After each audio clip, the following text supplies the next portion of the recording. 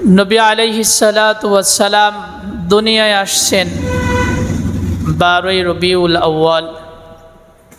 নবীজির জন্মের আগ থেকেই তিনি যে আসবেন, আসার আগেই বেশ কিছু ঘটনা আল্লাহ তাআলা ঘটিয়েছেন। জন্মের পরে শিশু অবস্থায় বেশ কিছু ঘটনা আল্লাহ তাআলা ঘটিয়েছেন।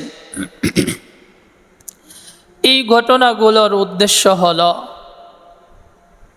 যে আখিরি জামানার পয়গম্বর মুহাম্মদুর রাসূলুল্লাহ সাল্লাল্লাহু আলাইহি ওয়াসাল্লামের শুভাগমনে পুরা দুনিয়াবাসী জগৎবাসী ধন্য এবং কুফুরি শক্তি, শিরকি মতবাদ যত শক্তি আছে এগুলো যে পরাস্ত হবে, এর নমুনা হিসাবে আল্লাহ তাআলা নবীজি দুনিয়ায় আসার আগেই কিছু ঘটনা আল্লাহ তাআলা প্রকাশ করেছেন।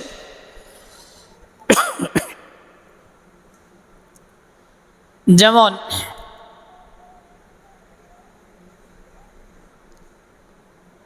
নবী আলাইহিস সালাতু ওয়াস সালামের আম্মা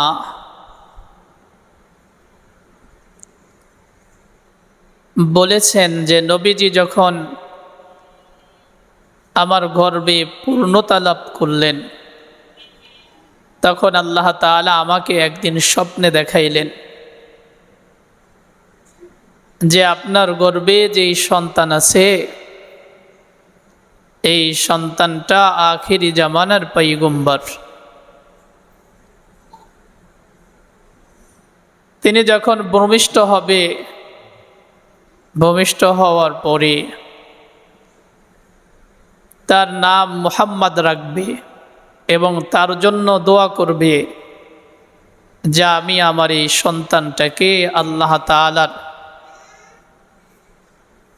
উপরে সফরদ করলাম, আল্লাহ তাআলার হেফাজতে আমি রাখলাম। আম্মা জান আরো বলেন যে আমি স্বপ্নে দেখি আল্লাহ রব্বুল ইজ্জত আমাকে একটা নূর দেখাইতেছিলেন, যেই নূরের মাধ্যমে আমি দেখতেছিলাম যে পারস্যের বসরা নগরীর বড় বড় প্রাসাদগুলো আলোকিত হয়ে যাইতেছে। নবীজি আমার গর্ভে আসার পরে আমি স্বাভাবিক অবস্থায় ছিলাম না, আমার পেটে কোনো ব্যথা অনুভব হয়েছে না, আমার শারীরিকভাবে কোনো কষ্ট হয়েছে না, মানসিকভাবে কোনো কষ্ট হয়েছে। সর্বদিক দিয়ে আমি সুস্থ সবল একজন মানুষ ছিলাম। নবীজি যখন ভূমিষ্ঠ হয়েছেন শবে সাদেকের সময়, নবীজির ভূমিষ্ঠ হওয়াতে পুরা দুনিয়া পূর্ব পশ্চিম উত্তর দক্ষিণ সমস্ত কিছু আলোকিত হয়ে গেছে। সুবহানাল্লাহ। এই ঘটনাগুলো আল্লাহ তাআলা ঘটিয়েছেন। একদিকে মক্কা নগরীর এক ভাঙ্গা ঘরে নবুয়তের এক সূর্য উদিত হয়েছে, অন্যদিকে রোম পারস্যের মসনদগুলো, ক্ষমতাগুলো একা একাই থরথর করে সিংহাসনগুলো কেঁপে উঠছে। ইতিহাসের কিতাবে আসছে 14টি গম্বুজ একা একাই ভেঙে পড়ে গেছে নবীজি যেদিন জন্মগ্রহণ করেন।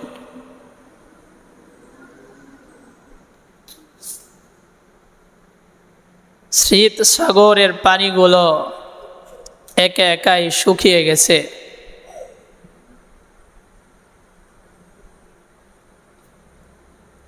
পারস্যের এক অগ্নিগিরি, যেটা বহু বছর ধরে জ্বলতেছিল, নবী আলাইহিস সালাতু ওয়াস সালামের জন্মগ্রহণে একা একাই সেগুলো নিভে গেছে। নবীজির জন্মতে অটোমেটিক এই কাজগুলো, ঘটনাগুলো ঘটলো। এগুলো কেন? এর উত্তরে লিখেছেন যে নবী আলাইহিস সালাতু ওয়াস সালাম যে নবুয়তির সূর্য, এর মাধ্যমে আল্লাহ তাআলা শিরকি মতবাদ, কুফরি মতবাদ, মূর্তি পূজা, এগুলো আল্লাহ তাআলা পৃথিবীর বুক থেকে বিলুপ্ত করে দিবেন, মুছে ফেলবেন।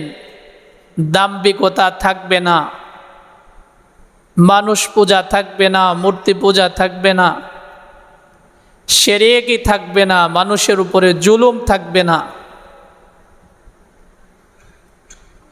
নবুয়তের মাধ্যমে এগুলো সব মিটে যাবে, হক প্রতিষ্ঠা হবে, ইনসাফ প্রতিষ্ঠা হবে। এজন্যই নবীজির জন্মতে অটোমেটিক আল্লাহ রব্বুল ইজ্জত এই কাজগুলো করে দেখিয়েছেন জাতিকে।